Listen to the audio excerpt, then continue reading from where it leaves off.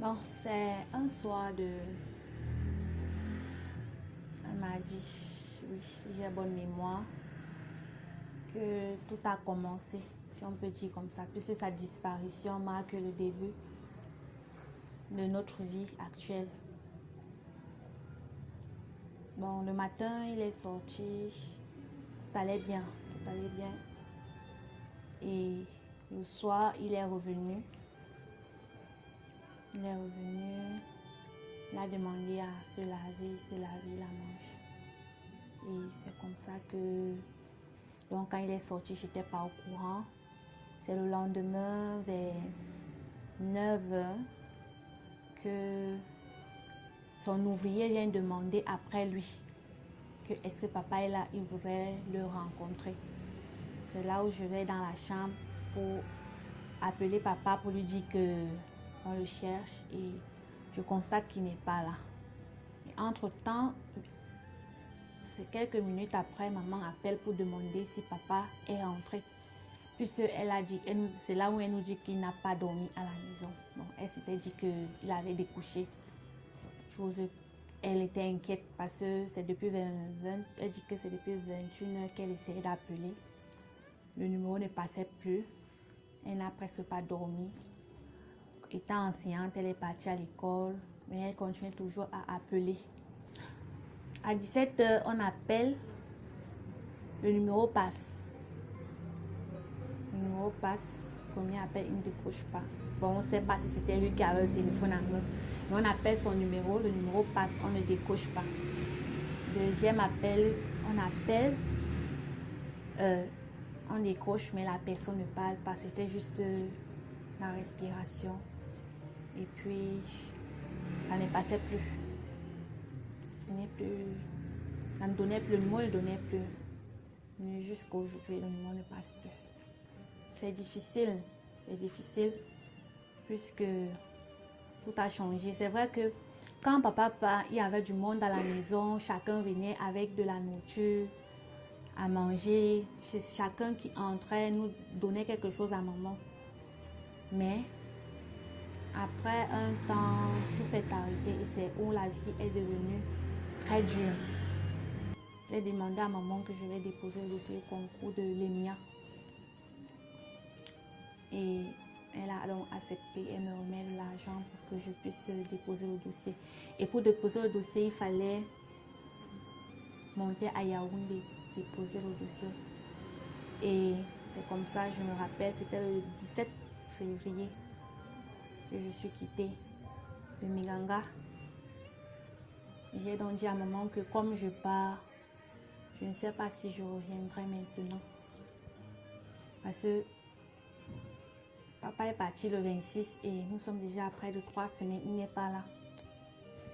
Donc il faut que j'aille voir comment je vais chercher quelque chose à faire en attendant le déroulement des épreuves de l'EMIA, concours de l'EMIA en fait.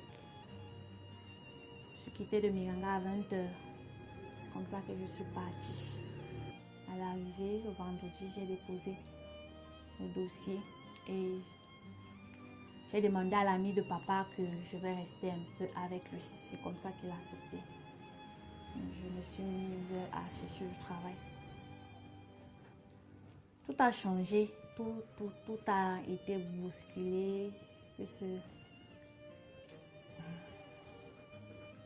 Papa était mon meilleur ami. C'était la personne avec qui je causais le plus en fait. Et pendant cette période que je cherchais au travail, Dieu merci, dès que j'ai commencé à chercher au travail, j'ai trouvé. J'avais l'impression que j'hallucinais en fait. Je parlais seule. Il arrivait des fois que je marche en route comme ça. Je parlais seule.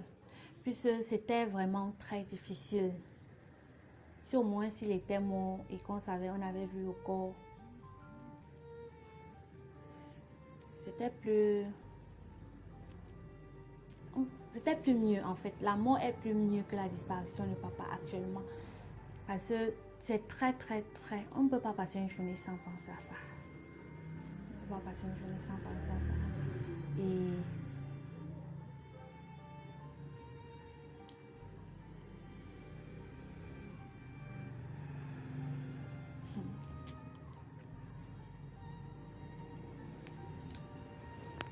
j'ai trouvé du travail. Tout d'abord, en tant que ménagère, où je travaillais chez un homme. Il me payait 25 000 le mois. J'ai travaillé pendant 2 mois et demi. J'ai laissé. Je suis allée à Mokolo, au marché, travailler là-bas.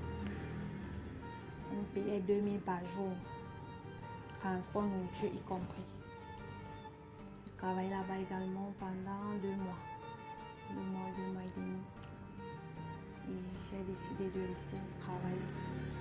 Juste à Mokolo, c'était la zone où il y avait, comment on appelle cela, les fournisseurs. Donc tout ce que je pouvais avoir, j'ai envoyé à maman. Parce que je suis l'aînée et mon petit frère qui me suit était à Douala. Il fallait qu'il compose le BTS. Que malheureusement, il a échoué.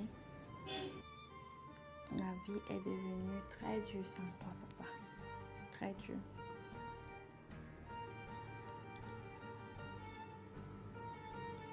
Et la personne à qui je pense le plus, c'est à mon petit frère.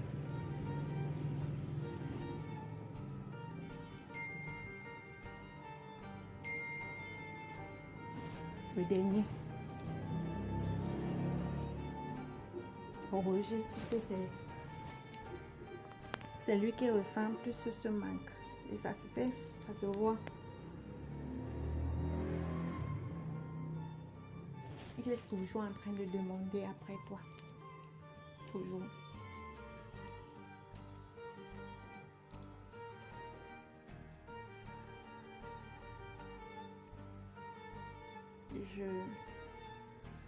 Il y a beaucoup de choses que je n'arrive pas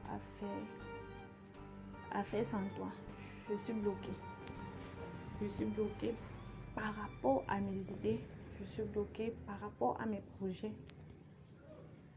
Parce que quand tu étais là, c'était plus facile. Donc tout le monde savait, tu étais mon meilleur ami. Avec toi, ça passait plus. Je suis bloquée. Je n'arrive pas à avancer. Dans ma tête, surtout. Surtout. La vie est devenue très dure. Mais avec le mental que tu nous as laissé, on essaye d'avancer. Je dis toujours que si je suis forte comme je suis, c'est grâce à toi. Et je donnerai tout pour juste te revoir, juste une seule fois, encore. Si jamais tu as encore envie.